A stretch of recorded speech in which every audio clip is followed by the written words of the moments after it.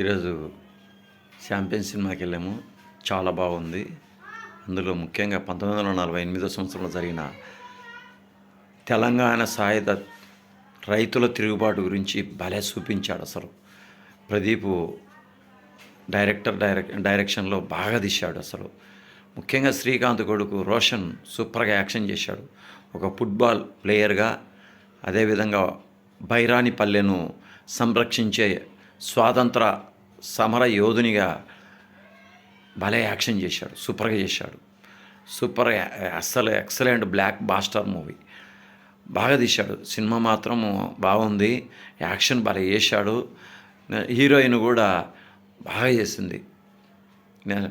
సర్దార్ వల్లభాయ్ పటేల్ పాత్రను ప్రకాష్ రాజు బాగా చేశాడు. చిన్న పాత్ర అయినా అన్ని బాగా చేశాడు.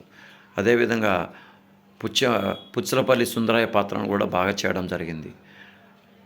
అంతేకాకుండా రజాకారులు ఆ రోజులలో ఎటువంటి అన్యాయాలు చేస్తారు, ప్రజలను ఏ విధంగా చిత్రహింసలు పెడతారో బాగా చూపించడం జరిగింది. పాటలు కూడా 3 పాటలు బాగున్నాయి. ఎక్సలెంట్గా ఉన్నాయి పాటలు. గిర గిర గిర గింజి రాయలే ఆ పాట సూపర్గా ఉంది. అదేవిధంగా చాలా బాగా యాక్షన్ చేశాడు హీరో రోషన్ గారు. ముఖ్యంగా రోషన్ అయితే సూపర్గా చేశాడు, బాగా చేశాడు. ప్రతి ఒక్కరు కూడా జీవించారు. ఒక్క మాటలో చెప్పాలంటే నరేష్ బాగానే చేశాడు.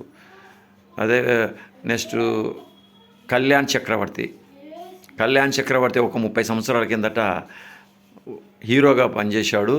ఇప్పుడు మళ్ళీ ఎంటర్ అయ్యాడు సినీ ఫీల్డ్లోకి. ఆయన పాత్ర కూడా సూపర్గా ఉంది. రాజిరెడ్డి పాత్రను ఎక్సలెంట్గా చేయడం జరిగింది. ఆ రోజులలో గాడీలు ఉండేటి, బుర్జులు ఉండేటి. బుర్జులలో ఏ విధంగా పోరాటం చేస్తారో బాగా చూపించడం జరిగింది. ఛాంపియన్ సినిమాలో బాగా చేశారు. బాగుంది, చూడొచ్చు. ముఖ్యంగా తెలంగాణ సాయుధ రైతుల పోరాటాన్ని కళ్ళకు కట్టినట్టు చూపించాడు.